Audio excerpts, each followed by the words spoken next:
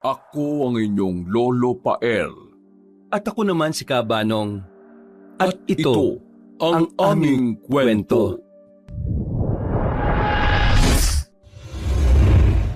Tahimik ang buong bahay habang minamasdan ni Doblina ang lumang aparador sa sulok ng silid. Doon dati tutulog si Lola Bebang, ang matandang babae na tumayong magulang sa kanya mula pagkabata. Nitong nakaraang linggo lamang siya inilibing. Ngunit ang presensya nito ay tila nananatili sa loob ng bahay, sa bawat kanto, sa bawat haligi, at lalo na sa kwarto nito ngayong inaayos ng dalaga. Bahagyang nanginginig ang kamay ni Doblina habang inaangat ang lumang kumot na nakapatong sa itaas ng aparador. Doon sa isang sulok ay may isang maliit na kahon na yari sa kahoy.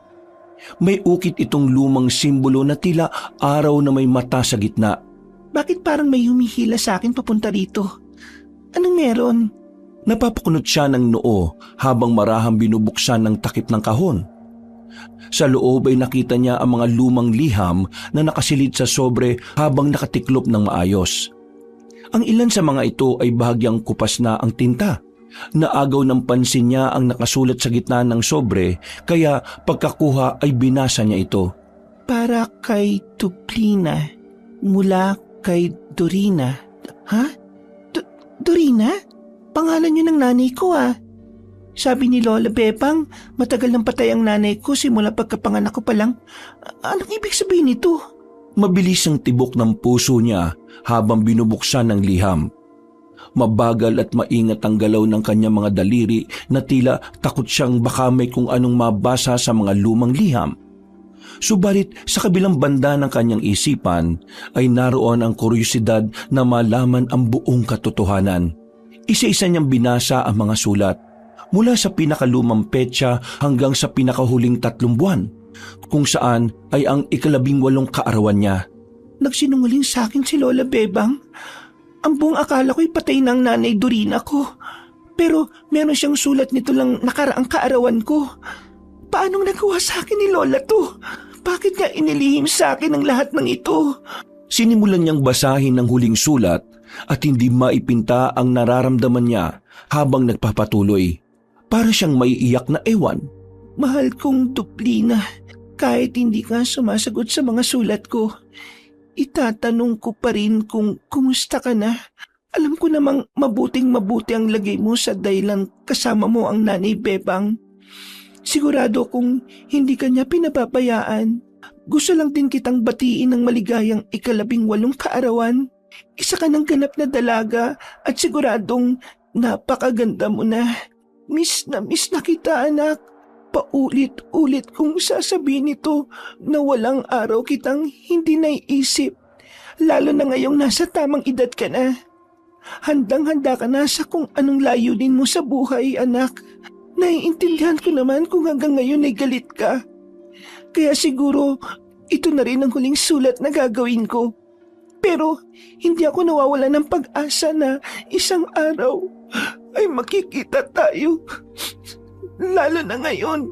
Pero hindi ako nawawala ng pag-asa na isang araw ay makikita tayo. Lalo na ngayon. Hindi ko na pahabaan pa ang sulat. Mahal na mahal kita, anak. At kung nababasa mo man to ngayon, kung handa ka nang malaman ng totoo, ay palagi kitang hihintayin. Nandito lang ang nanay Dorina mo sa Sitio Kubli, kung saan ka isinilang at dapat lumaki. Alam ko naman na walang sinasabi ang nanay Bebang patungkol sa akin. Sigurado kung pinatay na niya ako sa isipan mo. Pero kung gusto mong malaman ng totoo, puntuhan mo lang ako, anak. Hindi ako maasa ng kapatawaran. Pero sa abot ng makakaya ko ay sasagutin ko ang lahat ng gusto mong malaman. Hindi maintindihan ni Doblina ang magiging reaksyon matapos basahin ang lahat ng liham. Para siyang maiiyak na ewan dahil sa tagal ng panahon ay ngayon niya lang nalaman ang totoo. Nabuhay pa pala ang kanyang ina. Ang akala ko talaga, patay na ang nanay ko. Bakit nga ba ito nilihim sa akin ni Lola? Tinakas niya lang ba ako kay nanay Dorina? Pero bakit niya ginawa yun? Hindi ko magets. Napatitig siya ulit sa mga nakakalat na liham. Hindi siya umiiyak, pero ang dibdib niya ay parang pinipiga ng napakaraming tanong. Tila nagpaulit-ulit sa utak niya ang mga nabasa sa huling sulat, lalo na ang pinakadulo. Nandito lang ang Nanay Dorina mo sa Sitio Kubli, kung saan ka sinilang at dapat lumaki. Alam ko naman na walang sinasabi ang Nanay Bebang patungkol sa akin. Sigurado kong pinatay na niya ako sa isipan mo. Pero kung gusto mong malaman ng totoo, puntahan mo lang ako, anak. Hindi ako umaasa ng kapatawaran, pero sa abot ng makakaya ko, ay sasagutin ko ang lahat ng gusto mong malaman. Anong gagawin ko ngayon nito? Bumaling siya sa kama at naupo habang hawak pa rin ang huling liham. Pagkatapos noon ay dumungaw siya sa bintana na nasa gilid lang mismo ng kinauupo ang kama. Wala ni isang dahon ang gumagalaw. Ngunit parang may kung anong nagpapaywatig sa paligid gawa ng malamig na hangin. At walang ano-ano, sa gilid ng kanyang paningin ay tila lumitaw ang anyo ni Lola Bebang. Ang nangungulubot nitong mukha na seryoso nung una hanggang sa unti-unting naging waring nabubulok.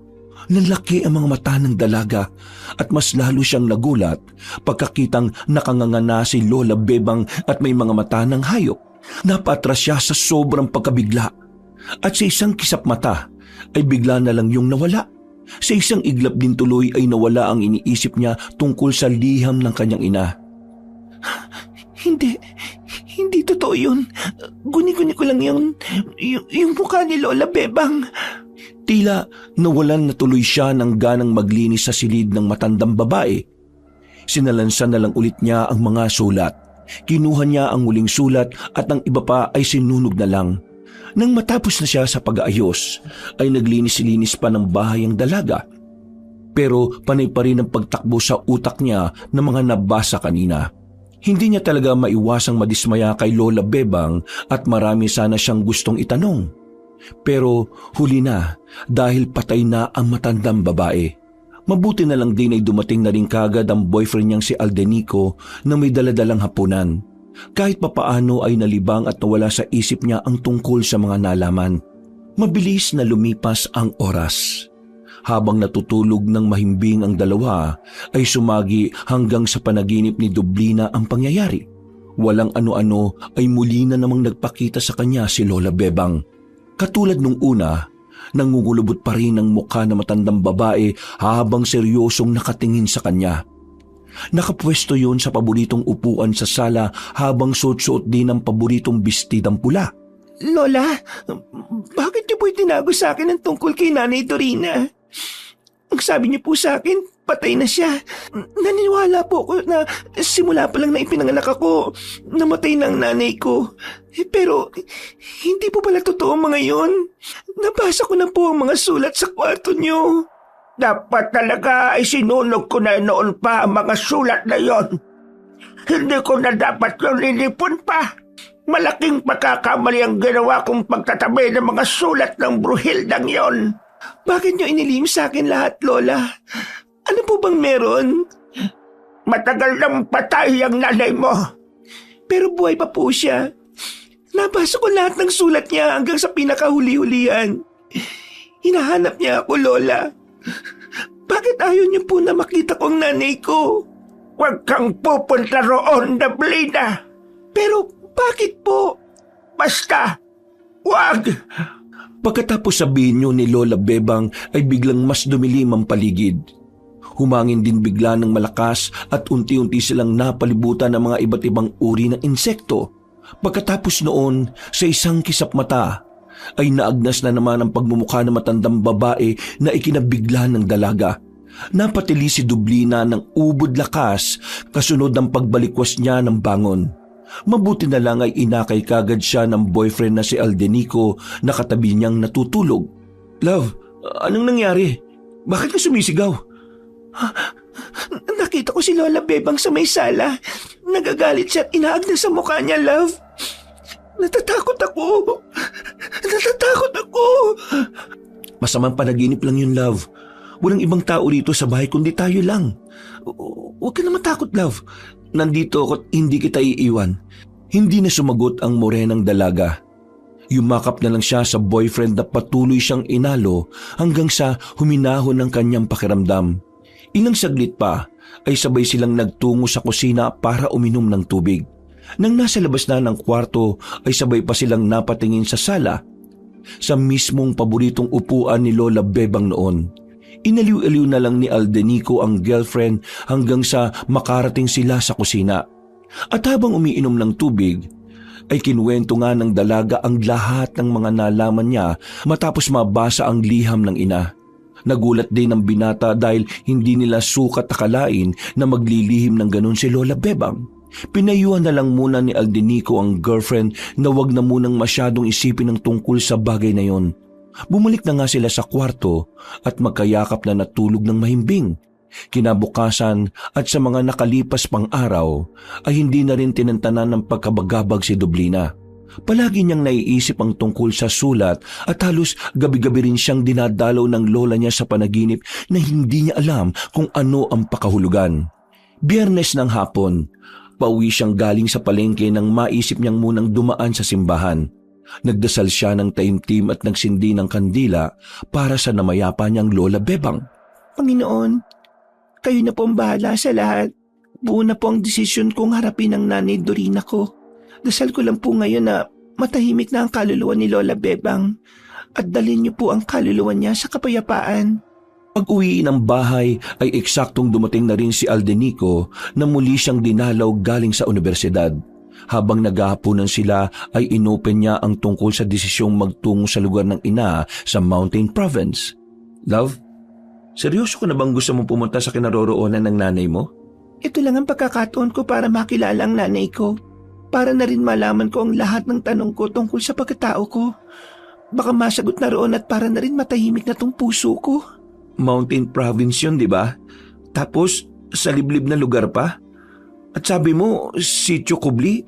Tama ba? Parang hindi ko pa narinig yung lugar na yun, love eh. Huwag mong masamain ah. Nag-aalala lang ako sa'yo, love. Naiintindihan ko naman yon. Pero mas lalong kailangan kong puntahan si nanay.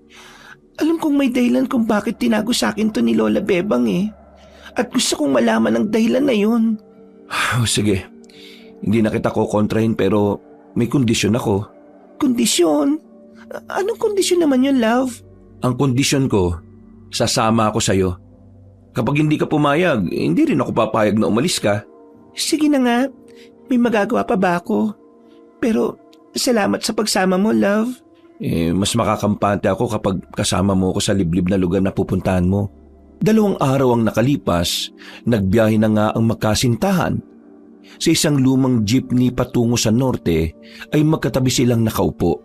Tahimik si Dublina habang hawak-hawak ang maliit na kahon at pinagmamasdan ang madamong kabundukan. Nakatingin lang si Aldenico na naramdaman ang bigat ng iniisip ng dalaga. Pagliko ng jeep sa isang makitid na kalsada, biglang napalingon si Dublina sa bintana. Sa hindi mawaring pangyayari, ay muli na naman niyang nakita ang mukha ni Lola Bebang. Ngunit hindi ang matandang babaeng kilala niya, kundi isang nilalang na mahaba ang leeg. May mga kuko sa mukha at nangingitim ang mga mata. Nanlaki ang mga mata ng dalaga sa takot kaya napasiksik siya ng bahagya sa boyfriend.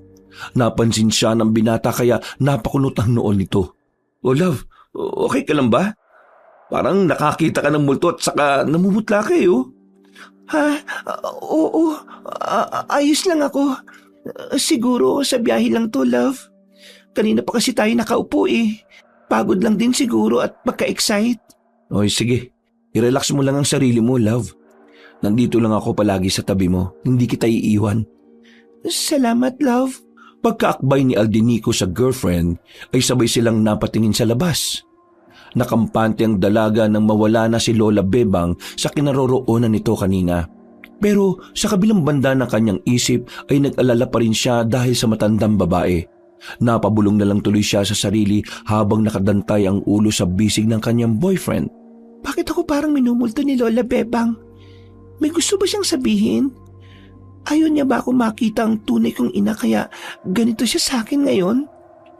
Makalipas ang ilang oras na biyahe mula Maynila, tumigil ang sinasakyan nila sa tapat ng isang waiting shed na gawa sa kahoy at yero. Naagaw kagad ng pansin nila ang mga nakasulat doon gamit ang pulang pintura. Maligayang pagdating sa Sitio Kubli. Oh love, nandito na tayo. Oo nga, love. Medyo kinakabahan tuloy ako lalo eh. Sabi ko naman sa'yo na natural lang ang kabahan. Pero huwag mong isipin na nag-iisa ka dahil kasama mo nga ako. Salamat din talaga at sumama ka rito. Pagbaba nila ng sasakyan ay sabay na bumungad sa kanila ang manipis na ulap na bumalot sa paligid. Parang palaging may hamog sa lugar kahit 10 oras na ng hapon. Ang simoy ng hangin ay malamig, ngunit may kakaibang amoy na parang lumang damit na nabasa ng ulan. Tahimik din ang buong paligid. At ang kakatuwa pa ay wala ni isang sasakyan o tricycle silang nakikita. Wala rin palengke o sari-sari store. Ang kalsada ay naging makitid na daang lupa na tila paakyat sa kabundukan. Kaya medyo hingal si Aldenico habang buhat-buhat ang backpack nilang dalawa. Grabe love, kaya pala umalis na dito si Lola Bebang kasi ang hirap ng daan eh. Ha? Natigilan na ang binata nang singkitan siya ng mga mata ng girlfriend. Tumawa-tawa na lang siya habang nagpi-peace sign sa dalaga. Ikaw naman, pinasasaya lang kita para mawala yung kaba mo, love. Huwag mong gawing biro, love, si Lola Bebang. Sorry naman. Pero teka, maiba tayo. Sure na ba tayong ito na yung lugar? Oo. Nakita naman natin pareho yung nakasulat doon sa kanto kanina, di ba?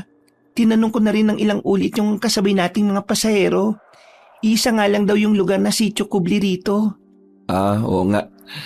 Napansin ko nga na kakaiba yung tingin ng mga pasahero kanina nung sabihin mong sa Sitio Kubli tayo pupunta eh. Para silang gulat na gulat tapos takot na ewan yung mga mukha nila. Wala naman akong pakialam sa mga reaksyon nila eh. Gusto ko lang makita ang nanay Dorina ko. Huwag ka mag-alala. Dahil ngayon makikita na natin ang nanay mo. Masasagot na yung mga tanong dyan sa puso mo, love. Kaya nga eh. Matatahimik na rin ang puso mo kapag nagkataon. Ay, sana nga love. Sana nga. Habang naglalakad sila pataas, ay napansin nila ang mga bahay na gawa sa bato at kahoy. Karamihan ay luma na at tila iniwan ng mga dating nakatira. May mga mata ring pasimpleng sumusulyap sa kanila mula sa mga bintana. Mga kababaihang tahimik, walang emosyon at hindi ngumingiti.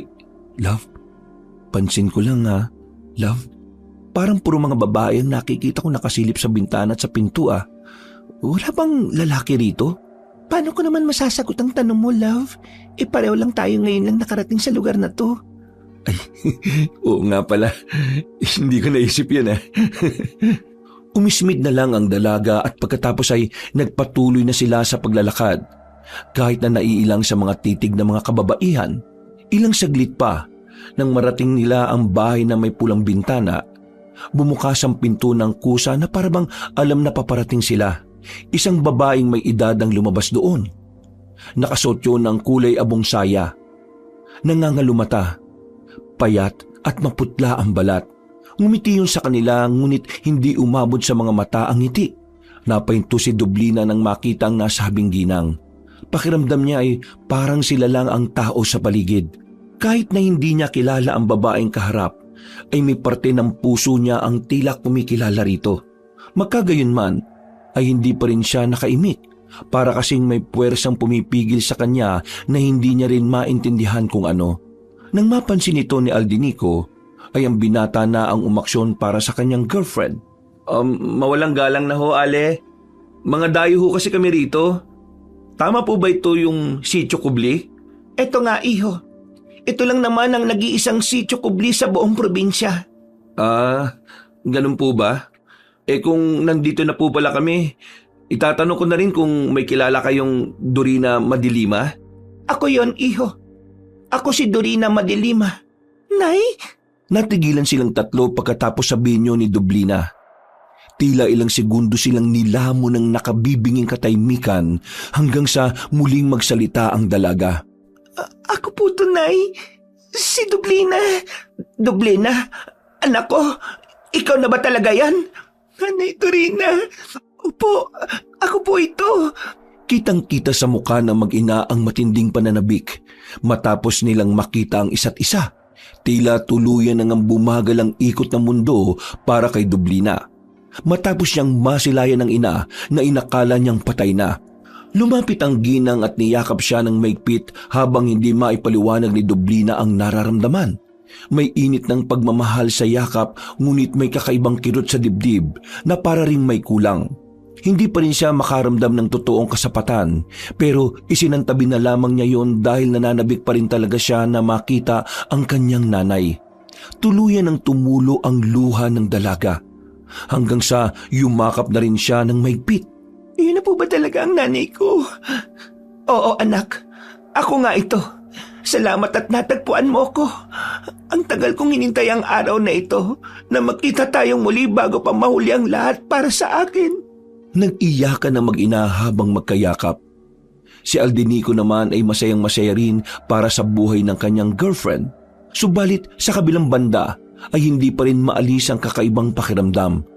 Lalo na nang makita niya ang iba pang kababaihan nang maglabasa ng mga yon sa kani-kanilang bahay. Halos lahat sila ay mga nangangalumata. Maputla at buwaghag ang mga buhok na parang hindi naliligo. Hindi na lang masyadong pinansin ng binata pero nakikripihan siya sa mga ikinikilos sa mga kababaihan. At ilang saglit pa, pagkatapos ng sentimiento na mag-ina, pinatuloy sila ni Dorina sa bahay nito. Malinis at mabango ang loob at may mga antigong muebles at lumang larawan ng kababaihan sa mga dingding. Ang mga mata ng larawan ay tila nakasunod sa bawat kilos ni Dublina. May isang babae pa ang dumating na siyang nag-asikaso ng makakain nila. At habang nakaupo at nagkakasiyahan sa sala, ay nagpatuloy ang kanilang pag-uusap tungkol sa mga bagay-bagay. Marami silang napagkwentuhan hanggang sa masabi na nga ni Dublina na mag-iisang buwan ng patay si Lola Bebang. Hindi ko man lang nakita ang nanay bago siya maihatid sa huling hantungan. Huwag niyo po sanang masamay nang itatanong ko, Nay. Kung alam niyo naman po pala ang kinaroroonan namin ni Lola, bakit hindi niyo na lang po ako pinuntahan doon at dinalaw? Mas okay naman po siguro yun, di ba? Kesa magpadala kayo na magpadala ng sulat na hindi ko naman po pala natatanggap. Napaisip lang ako bigla na paano pala kung sinunog ni Lola Bebang yung mga sulat. Hindi ko po kayo makikita habang buhay kung iisipin kong patay na po kayo. Pero hindi naman yun nangyari, anak. Inilayo ka naman sa akin ni Nanay Bebang noon. Hindi na mahalaga yun. Ang importante sa ngayon nandito ka na at nakita na rin tayo sa wakas. Love, tamang sinabi ni Nanay Dorina. Ang mahalaga sa ngayon nakita na rin kayo at mawawala na rin yung mga gumugulo dyan sa isip mo dahil masasagot na ang mga katanungan mo. Mga katanungan? Marami po kasing tanong si Dublina sa inyo. Siguro po mapag-uusapan nyo din ang mga yan sa tamang oras. Mas okay po kung mag-enjoy muna tayo pare-pareho dahil sa magandang nangyari na to. Alam mo, Dublina, anak, napakaswerte mo dahil may kasintahan kang mapagmahal at suportado ka sa lahat ng bagay. Salamat nga pala sa pagsama mo sa anak ko, Aldenico. Ay, walang anuman po yun, Nay Dorina. Patuloy mo lang na mahalin at suportahan ang anak ko. Dublina, tama ang sinabi ng nobyo mo na sa ngayon ay magsaya na muna tayo. Pero bago yon, ay magpahinga na muna kayo dahil mukhang pagod na pagod kayo sa mahabang biyahe. Huwag ka mag-alala, anak, dahil lahat ng mga tanong mo ay handa kong sagutin. Sige po, Nay. Salamat po. Gusto ko lang pong sabihin na masayang-masaya ako na makita kayo. Ako rin naman, anak. Sobrang saya ko. Hindi mo lang alam kung gaano kami kasayang lahat dito sa Sitio Kubli dahil bumalik ka na rin sa wakas. Hindi na nagawang makapagtanong ni na Aldenico at Dublina patungkol sa sinabing yun ng ginang. Mula kasi sa kusina ay lumabas ang dalawang babae. Tahimik ang mga yon na nakasuot ng parehas na abong bestida. Pareho ring maputla at parehong may suot na itim na pulsera sa kaliwang kamay. Lumapit sila sa tabi ni Dorina ngunit hindi mga nagsalita. Sila si Aba at Kada. Mga kasambahay ko sila rito. Ikinagagalak ko kayong makilala, Aling Aba at Aling Kada. Ako rin po. Aba, pakihanda na mga magiging silid ng anak ko at ng nobyo niya.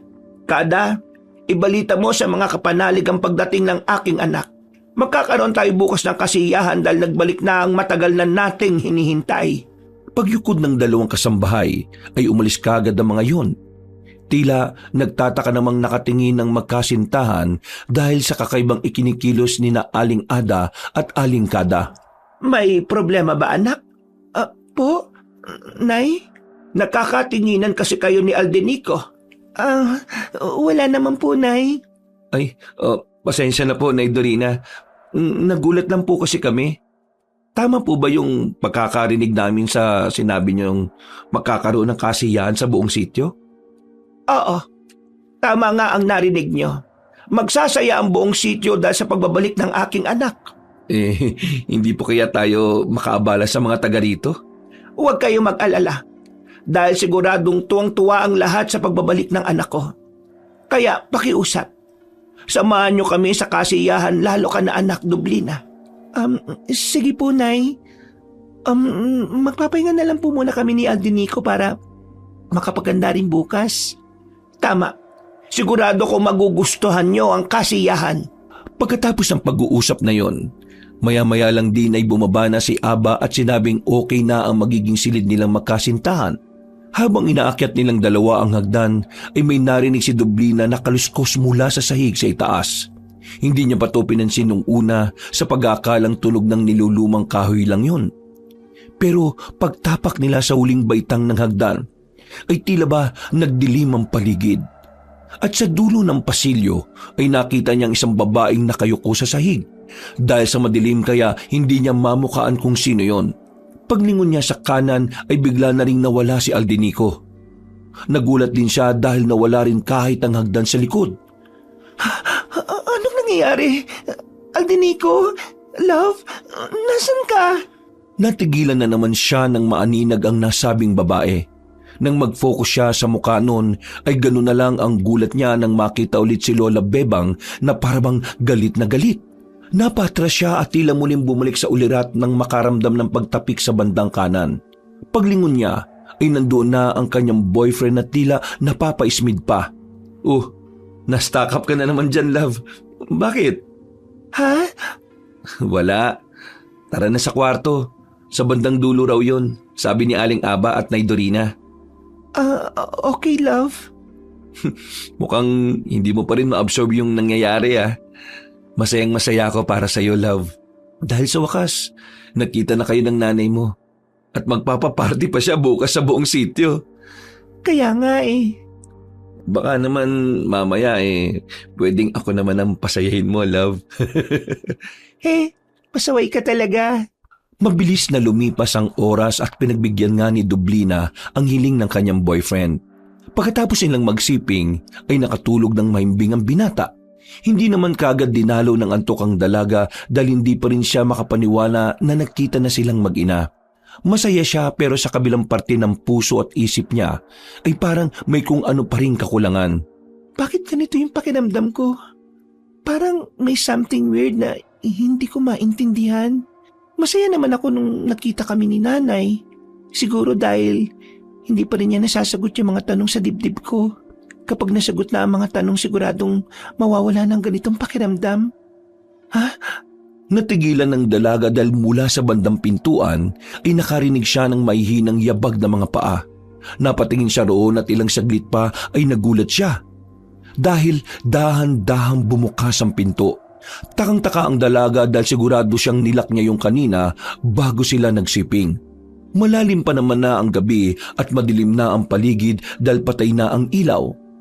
At habang dahan-dahan bumubukas ang pinto ay sinasabayan nito ng may hinang alingit-ngit na lalong nagpatayo sa mga balahibo ni Dublina. Subalit kahit natatakot ay nanatili ang tingin niya roon.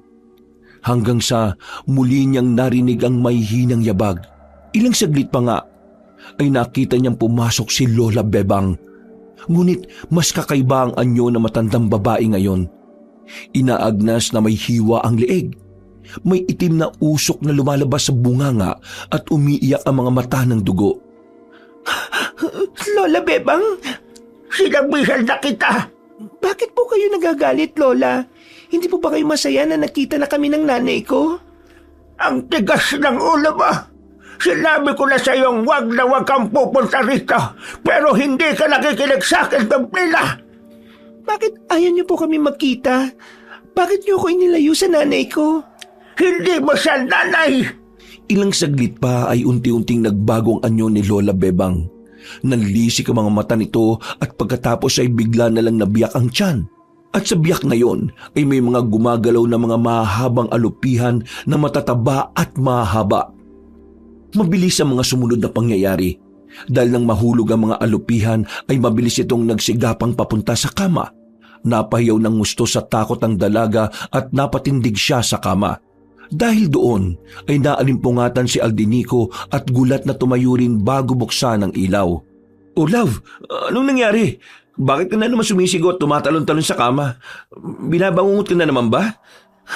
Nandito si Lola Bebang. Sinusundan ako ni Lola Bebang, love. Minumulto niya ako. Habang umiiyak ay niyakap na lang ni Aldinico ng maigpit ang kasintahan. Hanggang sa huminahon nito at makatulog ulit ng mahimbing.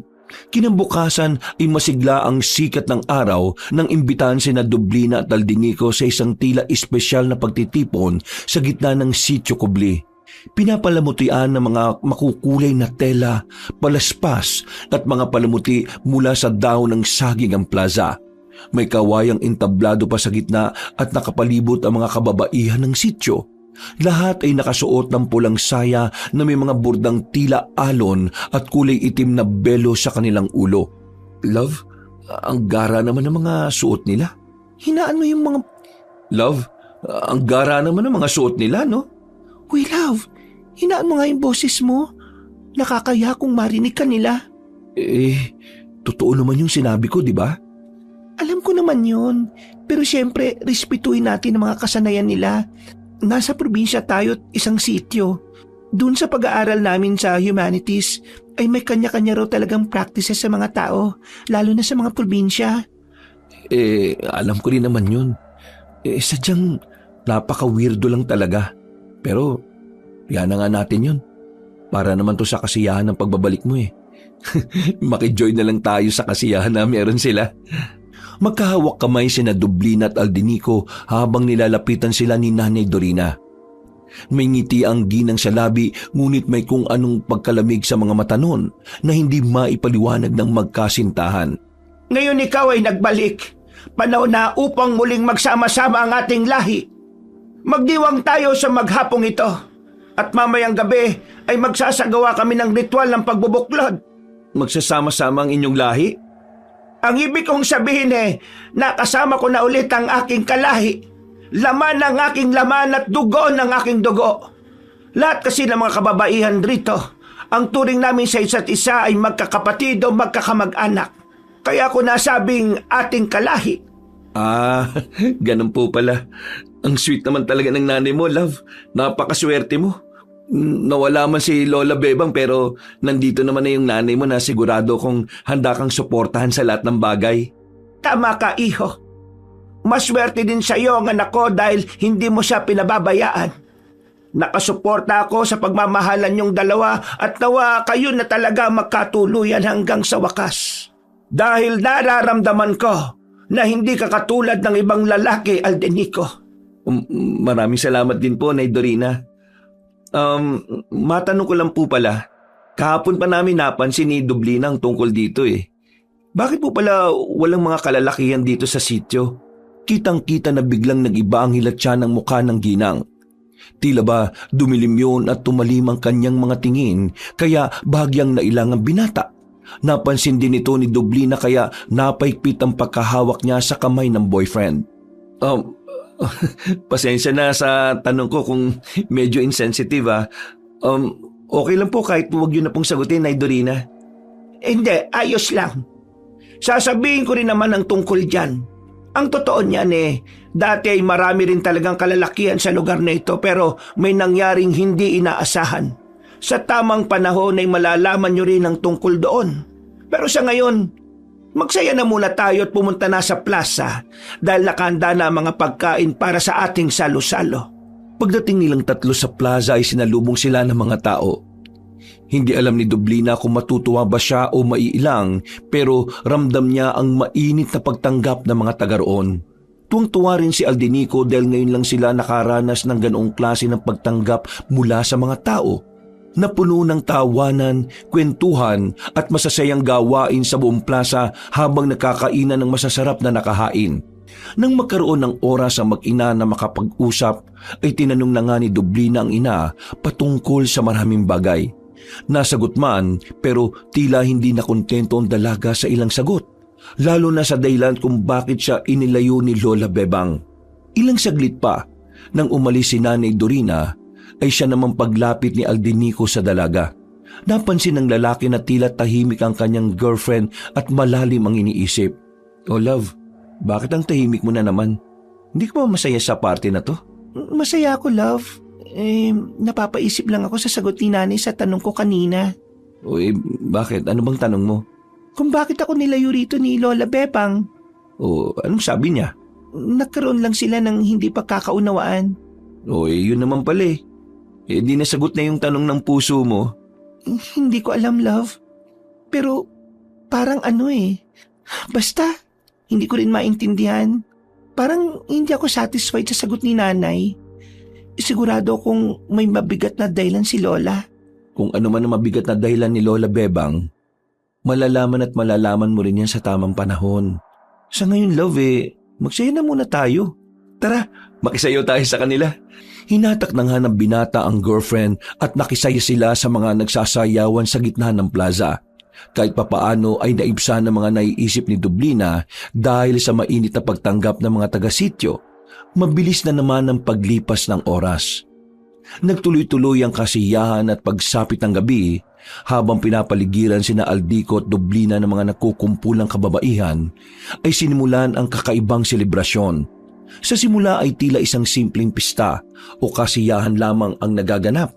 May pagkain, sayawan at tawa ng mga kababaihan. Ngunit habang lumalalim ang gabi, ay tila nag-iiba ang ihip ng hangin.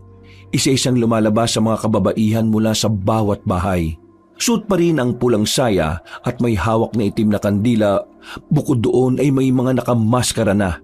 Nakatinginan sina Aldico at Dublina dahil sa pagtataka. Pero mas lalo silang nagulat nang makita si Aling Aba at Aling Kada na may mga daladalang buhay na manok na kanilang inakyat sa entablado. Nakilala nila yon dahil walang suot ng maskara, hindi katulad ng ibang mga kababaihan na nakapalibot habang may hawak na mga kandilang itim. Kasunod din na Aba at Kada si Nanay Dorina na may hawak naman na isang maliit pero matulis na patalim. Doon mas lalong na-weirdoan ng magkasintahan. Kaya pasimpleng napakapit si Dublina sa boyfriend. Anong ginagawa nila, love? Hindi ko rin alam, love. Pero hindi ba, sabi mo, baka parte ng kultura nila ito? Kinakabahan ako Manood na lang tayo ng tahimik. Wala naman siguro silang gagawing masama sa atin. Isa-isa na ngang sinindihan ng mga kandilang hawak ng bawat isa. Pagkatapos noon ay tila iisang tinig na lang ang maririnig sa buong paligid. Isang paos na awit na wari alay sa kung anong nilalang na hindi nakikita. Ramdam na ramdam ni Dublina ang pagdaloy na matinding kilabot sa buo niyang katawan. Kaya mas lalong napaigpit ang paghawak niya sa braso ng boyfriend. Seryosong-seryoso naman si Aldinico habang pinagmamasdan ang kung anong ritual na ginagawa ng mga kababaihan. At ilang saglit pa, habang nagpapatuloy ang tila paos na awitan, sa tuktok ng entablado ay lumapit si Nanay Dorina. Inangat niya ang hawak na patalim at saka lumibot ng tingin hanggang sa matapat siya kay Dublina at Aldinico. Pagkataka ay sumenya siya sa mga kasama na biglang tumahimik at sabay-sabay na nagtaas ng mga kandilang itim na nakasindi. Mga kasama, ang tagpong ito ang isa sa pinakamasayang parte ng ating buhay. Naghiyawan ng mga kababaihan na lalo lang nagpadagdag ng kaba sa dalaga. Nagpatuloy naman ang binata sa pagmamasid sa mga nangyayari kahit sadyang napaka-weirdo na ng gabi. Nagbalik na nga ang anak ko. At sa pagbabalik ng anak ng liwanag ay inaalay natin ng dugo upang mapanumbalik ding muli ang lakas ng ating angkan na matagal nang nawala. Love, anong sinasabi ng nanay mo? Parte pa rin ba ito ng kultura ng mga taga-probinsya? Ewan ko, love. Hindi ko rin alam. Bago pa tuluyang matapos ng dalaga ang pagsasalita, ay nakita na nila ang ginawa ni Nanay Dorina. Sa isang iglap ay pinugutan noon ng ulo ang mga buhay na manok na hawak ni na Aling Aba at Aling Kada. Tumilamsik ang dugo nito sa lupa at tila ito ang hudyat ng kakaibang sayawan ng kababaihan. Isa-isang sumayaw ang mga babae sa paligid ng plaza. Kumakampay ang kanilang braso na parang mga pakpak ng paniki. Umiikot sila ng mabilis at umiindak na parabang sinasapian. Umalingaw-ngaw ang mga saya at ang ilan sa kanila ay napapamura at tumatawa na parang baliw. May nakita pa nga sila Aldinico at Dublina na nagpupunit ng damit hanggang tuluyang lumantad ang kahubaran. Anong ginagawa nila, love?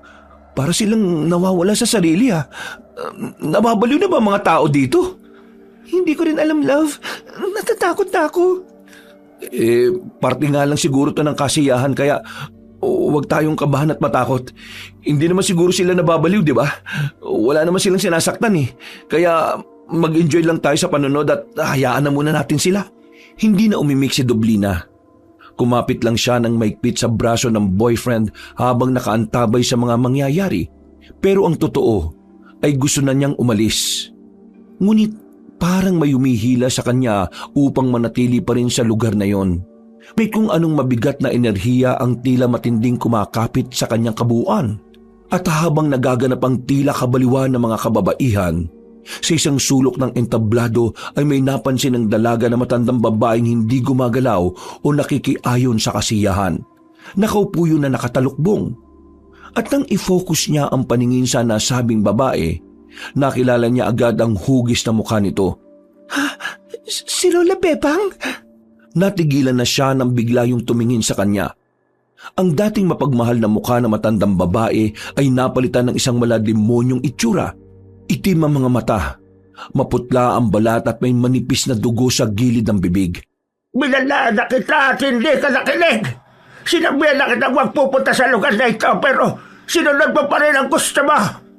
Pareho kayo ng nanay mo. Pareho kayong matitigas ang kalooban. Napapitlag si Dublina at napatras siya sa takot. Ngunit paglingon niya muli sa inuupuan ni Lola Bebang ay wala na ito. Iniisip niya na naman baka guni-guni lang ang lahat. Pero ramdam niya ang panginginig sa kanyang tuhod. Love, ayos ka lang ba? Ha? Tinatanong ko kung ayos ka lang ba. Tapos na sila sa pagkabaliw ni Leo. Tingnan mo. Paglingon ng dalaga sa entablado ay pababa na ang Nanay Dorina niya kasunod sina Aling Aba at Aling Kada. Tumigil na rin ang mga kababaihan sa ginagawa at tila bumalik ang lahat sa normal. Nagkasiyahan ulit at nagkainan pero hindi na na-enjoy pa ni Dublina ang gabi. Nang lumapit ang kanyang ina ay kaagad niya itong kinausap. Nay, pwede na po bang umuwi na? Bakit? Bakit ka uuwi na kagad, anak? Ano po kasi? Natatakot ba kayo sa nakita nyo kanina? Hindi nyo ba nagustuhan ang pag-aalay na yon? Ano po kasi, Nay, Ayos lang naman, anak. Alam kong nagulat kayo pareho ni Aldinico sa mga nakita nyo. Kahit naman siguro ay matatakot at magtataka na pagkakamalang kaming mga baliw sa aming ginagawa. Sadyang ito lang talaga ang kasanayan dito sa Sitio Kubli. Kapag nagtagal ka pa rito makakasanayan mo rin ang lahat. Opo, siguro nga po. O siya, sige. Umuwi na kayo sa bahay at dito lang kami. Kailangan naming magpaiwan ni na Aba at Kada para sa mga tao. Ako nang bahala magsabi sa mga taga-sityo na umuwi na kayo ng nobyo mo. Maraming salamat, Nay. Pasensya na rin po talaga. Ay nako, huwag kang humingi ng pasensya, anak. Sige na't umuwi na kayo sa atin at matulog ng mahimbing. Maraming salamat po, Nay. Uuwi na po kami Habang paalis, ay ramdam na magkasinta ng mga matang nakatingin sa kanila. Para bang hinahabol sila ng mga malilisik na tingin ng kababaihan pero hindi na nila masyadong pinagtuunan ito ng pansin. Nang makauwi na, ay kaagad nagkandado ng silid ang dalawa at nahiga sa kama. Yumakap ng maigpit si Dublina sa boyfriend hanggang sa makatulog siya ng mahimbing. Pasado 3:00 na madaling araw, pagmulat ng mga mata ni Dublina, ay wala na sa tabi niya ang boyfriend kaya napabalikwas siya ng bangon. Love, nasan ka? Shh! Huwag kang maingay, love. Ha? Bakit, love? Anong meron? Teka, nasan ka? Dito sa gilid ng bintana. Halika rito, love. May papakita ko sa'yo. Dahan-dahang lumapit ang pagapangang dalaga at nang magkatabi na sila ni Aldenico ay sabay din silang tumayo at dumungaw sa bintana. Sabay silang tumingin sa labas pero wala naman silang nakitang kahit na ano kundi panay kadiliman lang. Dahil doon ay nagtatakang napapakunot ng noo si Dublina na napaismid pa nga. Meron ka bang ipapakita sa akin, love? Oo, meron nga. Tingnan mo ko. Paglingon ng dalaga sa kanyang boyfriend ay ganoon na lang ang pagkagimbal niya dahil duguan na ang mukha ng binata at butas-butas yun. Hindi siya nakasigaw kaagad. Sa halip ay dali-dali siyang umatras hanggang sa matalisod ang patalikod sa kama. Napaupo siya dito habang nakatingin pa rin sa nobyong duguan na naglalakad palapit sa kanya. Ganito ang mangyayari sa akin kapag nagtagal pa tayo dito, love. Mula sa butas-butas na mukha ay unti-unting naglabasan ng mga insektong malalaki. At nang mahulog yun sa sahig, ay mabilis na gumapang sa kinaroroonan ng dalaga. Dahil doon ay tumungtong ang babae sa kama hanggang sa ma-corner siya sa isang sulok. Meron siyang nabangga na malamig na bagay at nang lingunin niya ito, ay mas lalo lang siyang nagimbal. Nandun si Lola Bebang na nakatayo at tila galit na galit ang muka. Katulad din ni Aldenico, butas-butas ang muka ng matandang babae at duguan. Lola, binalaan na kita at hindi ka nakinig, Dublina. Ganyan ang sasabitin niyo kapag hindi ka pa umalis sa lugar na ito. Pagkatapos marinig ang mga salitang yon, ay naramdaman na lang niya ang paggapang ng mga malalaking insekto sa kanyang katawan. At kahit anong pagpag, ay hindi naaalis sa mga ito. Nagsisigaw siya sa takot hanggang sa mapabalikwas siya ng bangon. Pagpaling sa kaliwa, ay nakita niyang mukha ni Aldenico na punong-puno na naman ng pag-aalala. Oh, love, binabangungot ka na naman. Umiiyak na yumakap ang dalaga kaya inalo-alo na lang siya ng boyfriend. Kinabukasan at sa mga sumunod pang mga araw ay tila unti-unti nang bumubukas ang pinto ng katotohanan. Habang nag-iikot si Aldenico upang tumulong sa pag-igib ng tubig, ay napansin niyang maraming kababaihan ang hindi lumalabas sa umaga. Kapag tinatanong niya kung bakit minsan lang lumabas ang mga babae ay wala naman siyang nakuha na matinong sagot. Natanong na rin niya kay Nanay Dorina, Aling Aba at Aling Kada patungkol dito. Pero ang sinasabi lang ng mga yon ay maselan sa sinag ng araw ang karamihan sa mga kababaihan. Ito raw ang dahilan kung bakit karamihan sa kanila ay mapuputla ang mga balat. Pero dahil sa isang lalaking may malikot na kaisipan, ay tila hindi siya na-satisfy sa sagot ng mga kababaihan. Minsan sinundan ng binata ang isang babae na nagngangalang Egay dahil napansin niyang palagi itong nakatago. Nakita niya itong pumasok sa isang silid sa ilalim ng kubo. Nang silipin niya ito sa siwang ng pinto, ay laking gulat niya nang makita ang babae na tila nahahati ang katawan mula sa bewang.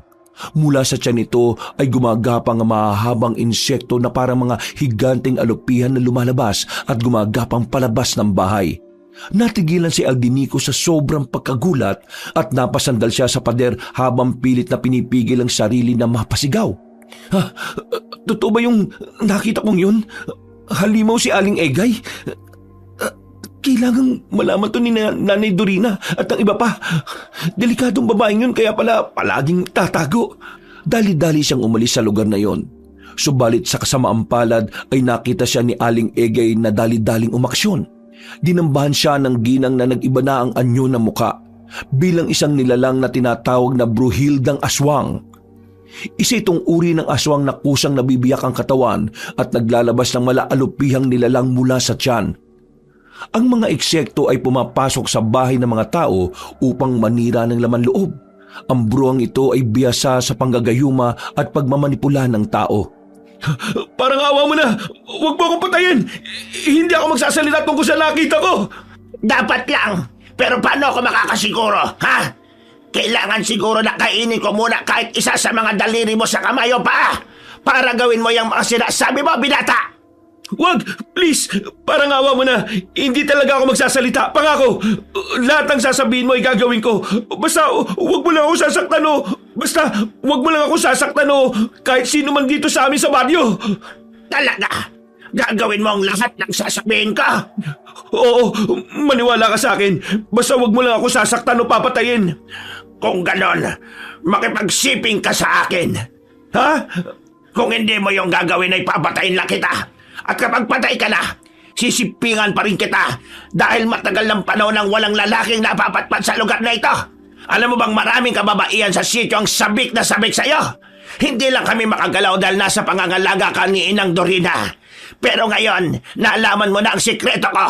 Wala nang dahilan pa para pigilan ko ang sarili ko sa pagnanasa ko sa'yo. Sumipi ka sa akin kung ayaw mong mamatay. Parang awa mo na. Huwag mong gawin to sa akin. Kapag pumayag ka sa gusto ko, walang mangyayaring masama sa'yo. Susunod ka lang at ako na ang bahala. Sa tuwing gustuin ko makipagsiping, ay kailangan mong pumayag hanggang sa mapunlaan mo na ako. Sa pagkakataong yon, ay mahigitan ko na ang mayabang na Dorina na yon. Kaya umaayong ka lang. Nagkakaintindihan ba tayo? O kailangan pang may mamatay sa inyo bago ka sumunod sa mga gusto ko? Dahil sa takot ay wala na ngang nagawa si Aldenico kundi ipaubaya ang sarili niya sa bruhildang aswang. Ayaw niya man itong mangyari sa kanila, ay wala siyang mapagpipilian kundi ang sumunod para hindi mamatay. Eksaktong pagkagat ng dilim ay umuwi siya ng bahay na punong-puno ng putik ang katawan. Nang makita siya ni Dublina ay labis na nag-alala ang dalaga. Anong nangyari sa iyo, love? Ha? Ayos lang ako, love. Nadulas lang ako doon at dumauso sa bandang poso. Huwag mo na akong alalahanin. Sabi ko naman sa iyo, bukas ka na ulit mag-igib eh. O sige na, magbanlaw ka na muna. Kukuha ko ng mga damit mo sa kwarto. Pagtango ng binata ay naglakad na kagad siya papuntang kusina. Nang makita niya si Nanay Dorina, Aling Aba at Aling Kada, ay napahinto siya bigla. Para kasing sumisinghot-singhot ang mga yon sa hangin na hindi niya maunawaan. At eksaktong pagdating ni Dublina dala ang damit ng boyfriend, kaya napansin niya rin ang kakaibang ikinikilos ng tatlo. Bakit, Nay? Wala naman, anak. Nagtataka lang ako at maputik ang nobyo mo. Saan ka lang galing, Aldenico? Sa balon po, Nay. Dumaus-us ako dahil basa yung daan. Kaya ito po, naputikan ako. Ganun ba? Wala bang ibang nakakita sa'yo o gumawa ng hindi maganda? Po? Wala po, Nay. Sigurado ka ba? Nagsasabi ka ba ng totoo? Opo. Oy, sige na. Magbanlaw ka na para makakain na tayong lahat ng hapunan. Naiiling na yumukod ang binata at dali-daling kinuha ang malinis na damit kay Dublina. Pumasok siya kagad sa banyo at nagbanlaw ng katawan. Makalipas ang ilang minuto, paglabas niya ng banyo ay nakita niyang nakahanda ang hapagkainan. Pero nakapagtatakang wala sina Aling Aba at Aling Kada. Maghapunan na tayo. Hindi na po ba natin hihintayin sila Aling Aba at Aling Kada? Meron silang inaasikasong importante ngayon. Sige na, kumain na tayo para makapagpahinga na rin kayong dalawa. At dapat kayong matulog na maaga ngayong gabi. Bakit naman po, Nay? Wala naman. Sige na at magsikain na tayo. Naghapunan na nga sila at ang matapos na ay tumulong na sa paghuhugas ng pinggan si Dublina. Si Aldenico naman ay tahimik lang habang nakatingin sa bintana.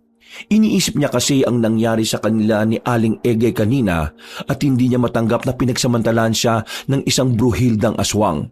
Napakuyom siya ng kamao at gusto niyang maiyak pero ayaw niyang ipakita sa mga kasama ang nararamdamang bigat. Maya-maya pa, nang nasa kwarto na sila ni Dublina, ay niyakap niya ng maigpit ang girlfriend na walang kamalayan sa mga nangyari. Hanggang sa pareho na nga silang dinalo ng antok at nakatulog ng mahimbing. At katulad ng mga tipikal na gabi, ay muli na namang dumalaw si Lola Bebang sa panaginip ni Dublina. Kahit tila nasasanay na ang dalaga, ay natatakot pa rin siya. Lalo na ngayong kakaiba ang dating ng panaginip niyang yon. Hindi na ito mga babala, kundi ipinakita sa kanya ni Lola Bebang ang mga tagpo sa nakaraan. Nakikita niya ang sanggol na bersyon ng sarili niya. Karga ni Lola Bebang habang nagtatago sa kakahuyan. Sa malayo ay naghahabulan ng mga kababaihan. Hubad at duguan ng tiyan. Tila sumisigaw at sumasamba sa buwan. At sa di kalayuan ay nakarinig siya ng nakakakilabot na boses. Tinig na parang galing sa ilalim ng lupa. Kaya habang nakamatsyag sa pangyayari ay napapayakap ng mahigpit ang dalaga sa sarili. Ano tong nangyayari? Ano tong ipinapakita sa akin ni Lola Bebang? Bakit niya bitbit ang sanggol na ako? At sinong tinatakasan nila? Apo, hindi ka nila dapat makuha. Hindi ka magiging katulad nila. Hindi ka magiging kampo ng kasamaan. Hindi ako papayag. Anong ibig sabihin nito? Lola! Bago pa matapos ang dalagang pagsasalita, ay nakarinig ulit sila ng mga nakakakilabot na pag-ungol ng kung anong nilalang. Paglingon niya sa pinanggalingan ng ingay, ay nakita niya roon si Aling Egay at ang 3 pang babae na hindi na niya maaninag ang mga muka. Laking gulat niya nang mabiyak ang tiyan ni Aling Egay at mula roon ay lumabas ang malalaki at matatabang insekto. Mabilis na gumapang ang mga ito sa lupa at sinundan ang pinagtataguan ni na Lola Bebang at ng sanggol na si Dublina. Napasigaw ang dalaga dahil doon kaya napatingin sa kanya ang mga bruhildang aswang. Lola Bebang, takbo! May mga malalaking insekto papunta riyan! Eksaktong pagkatapos isigaw yon ng dalaga, ay nagulat na lang siya dahil nasa likuran na niya si Aling Egay na nasa anyo ng aswang. Dinamba siya nito dahilan para mapabalikos siya ng bangon. Pagdilat ng mga mata, ay parabang hinihila ang kaluluwa niya palabas sa katawan niya.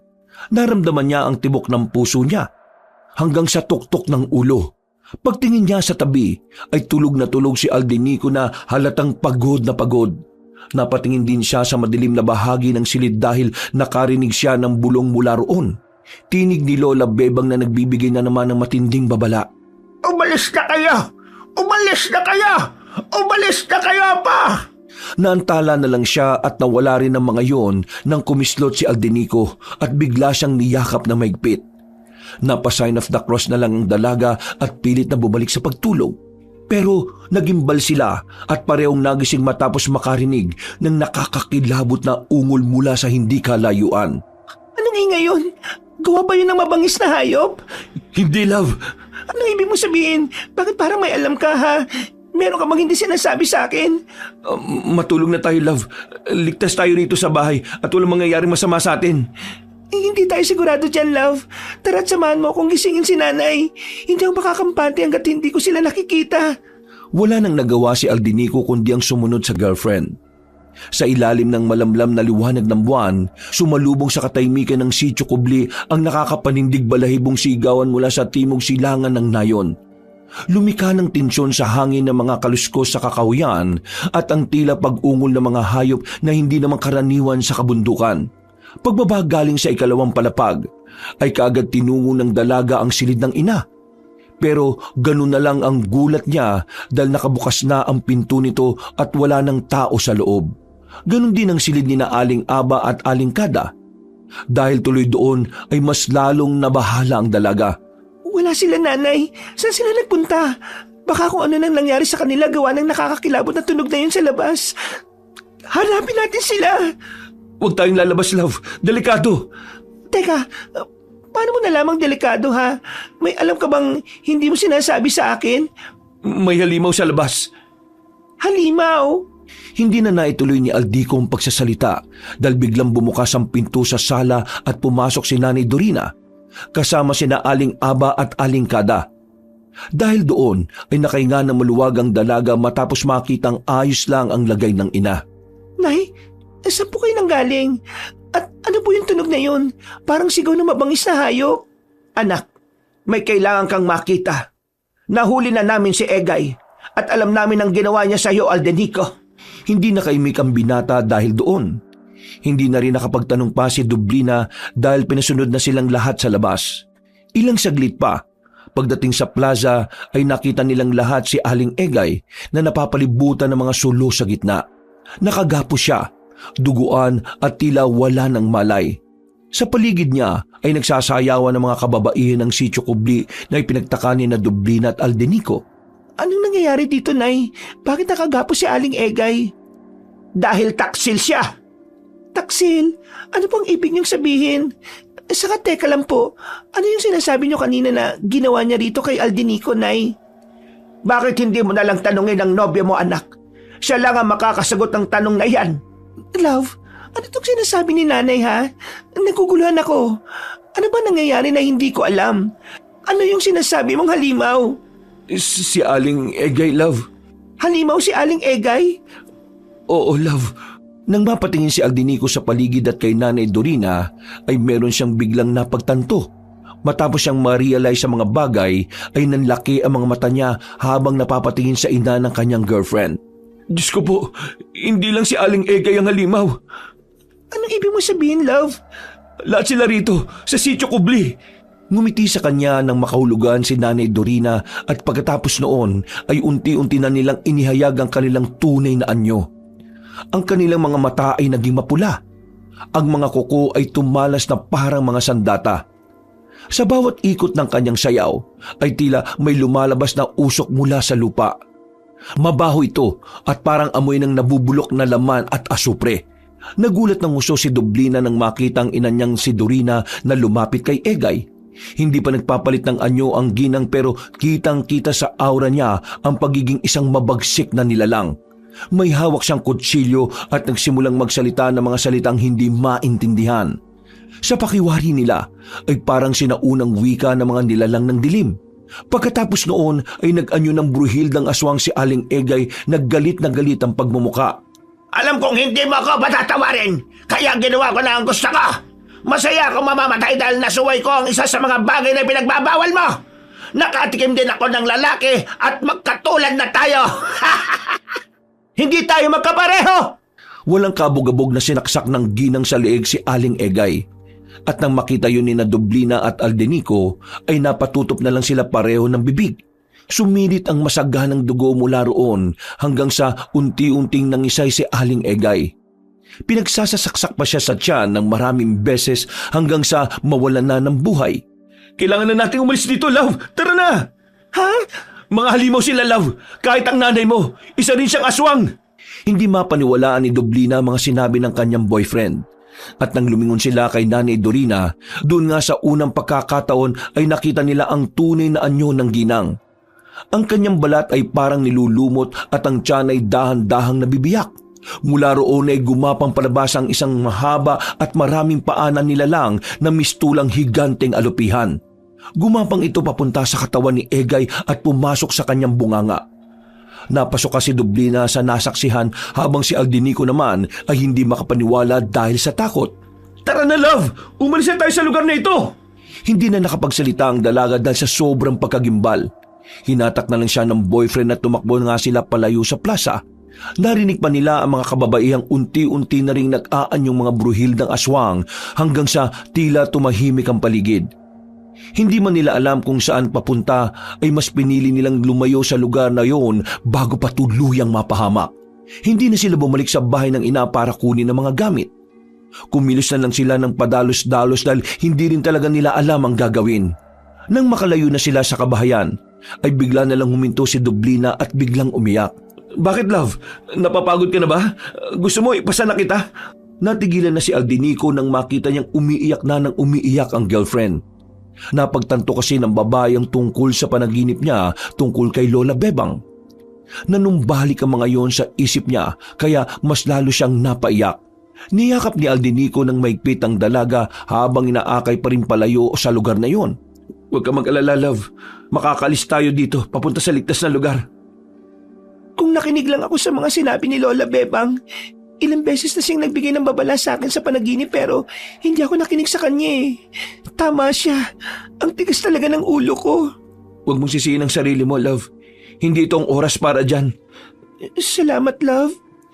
Tara na, dahil siguradong hindi papayag ang nanay mo na basta-basta tayo makaalis dito. Nagpatuloy nga sila sa pagtahak ng madilim na daan hanggang sa marinig na nga nilang nakakakilabot na huni ng mga bruhildang aswang. Naabutan na nila tayo. Bilisan mo, love. Kumapit ka lang sa akin. Diyos ko po, ayaw ko matulad kay Aling Egay. Hindi pa man sila nakakalampas sa karatula ng Sitio Kubli, ay biglang sumulpot ang 6 na bruhildang aswang sa kanilang harapan. Naglalaway ang mga yun at tila hayok na matikman ang kanilang sariwang dugo at laman. Ang sabi ni Inang Dorina ay dalhin namin kayo ng buhay sa kanya, lalo ka na, Dublina. Sabik na rin kaming matikman at masimpingan ka, lalaki. Pero hindi pa pwede.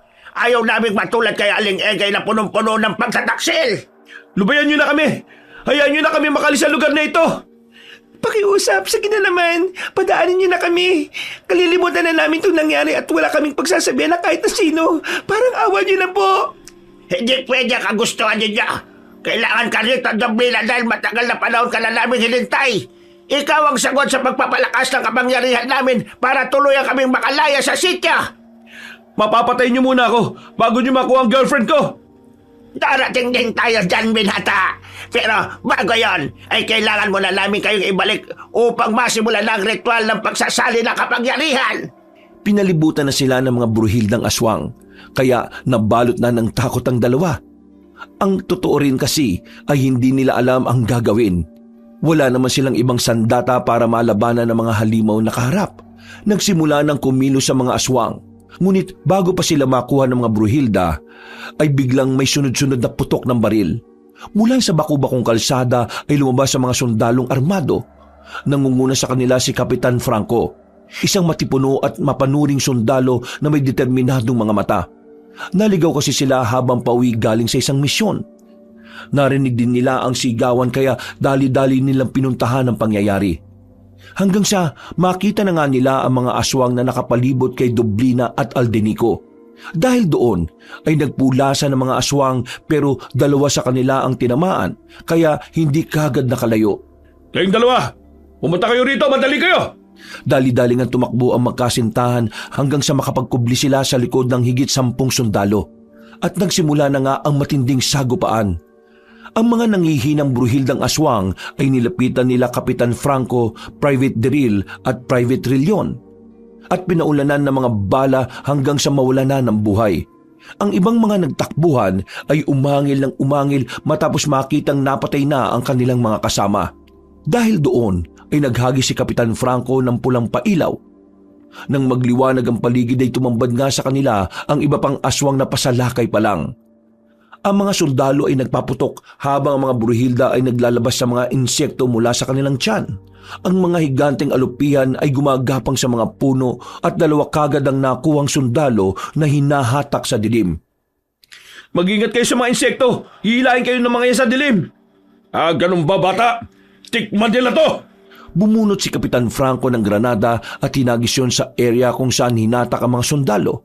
Ilang segundo lang ay isang malakas na pagsabog ang naganap at nagtalsika ng mga wasak-wasak na laman ng mga aswang. Ilang segundo lang din ay nakita nilang tumatakbo na pabalik ang dalawang sundalo na nahatak kanina. Bilisan niyo tumakbo pabalik dito! Kundi kayo ang papuputokan ko! Bago pa matapos si Kapitan Franco ang pagsasalita, ay nagulat na lang silang lahat nang biglang may kung anong dumaan sa harap ng dalawang sundalo. At sa isang iglap ay naputol ang mga ulo ng mga yon na humandusay sa sahig.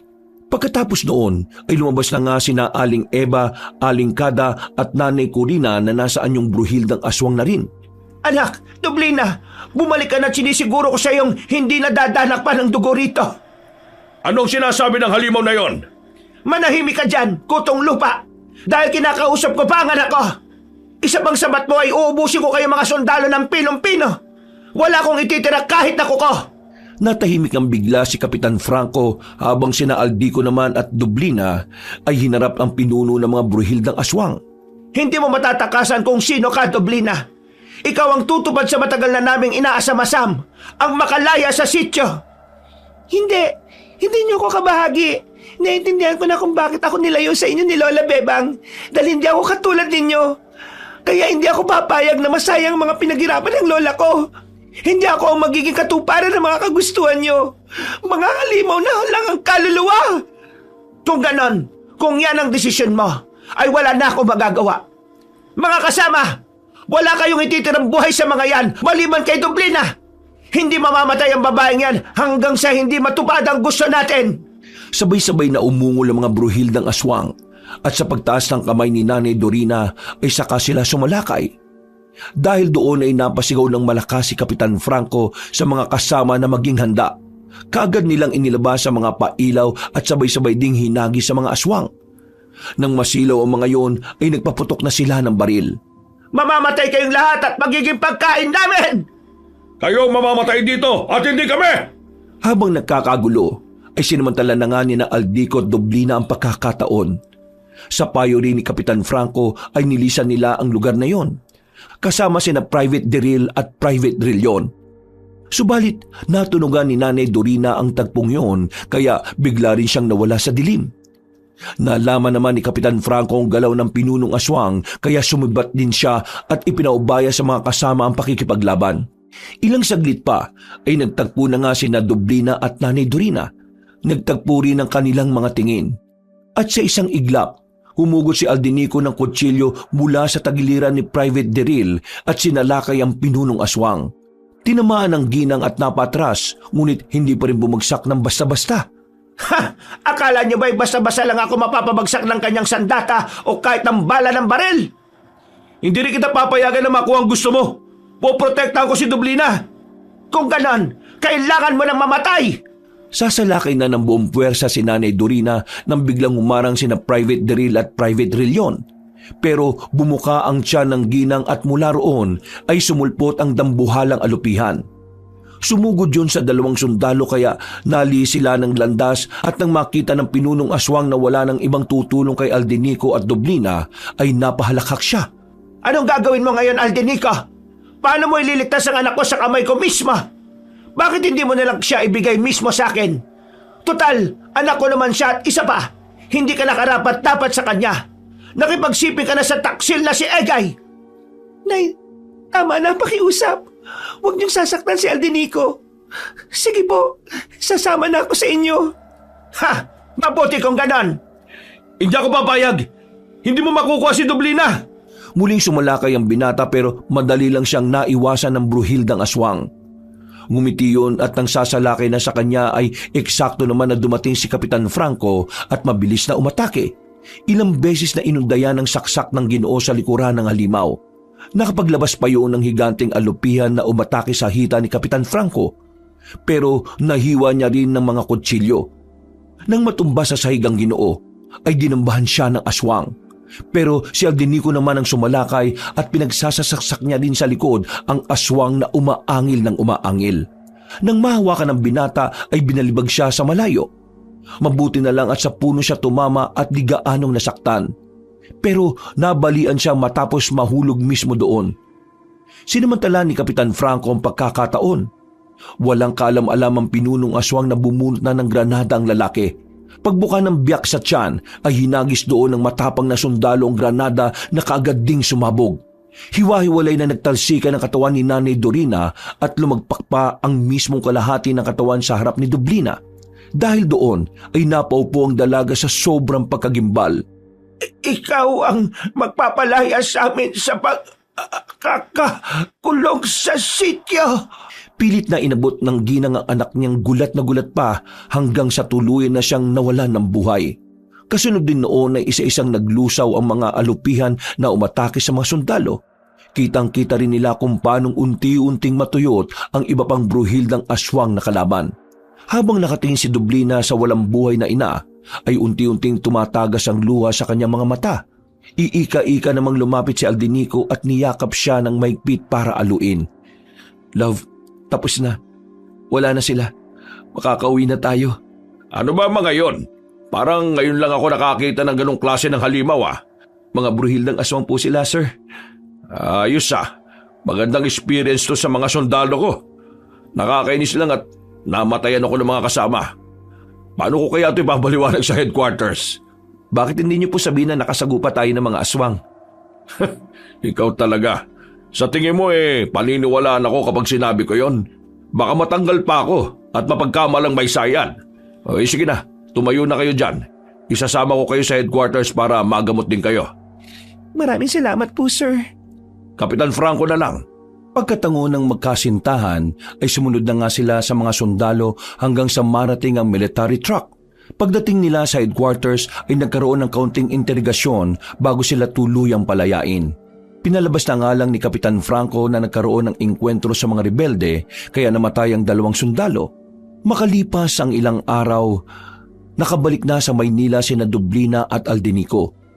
Muling dinalaw ng dalaga ang puntod ni Lola Bebang at habang nagtitirik ng kandila ay napapahagulgol siya sa pag-iyak. Lola Bebang, maraming salamat po dahil kahit wala na kayo palagi pa rin kayong gabay ko.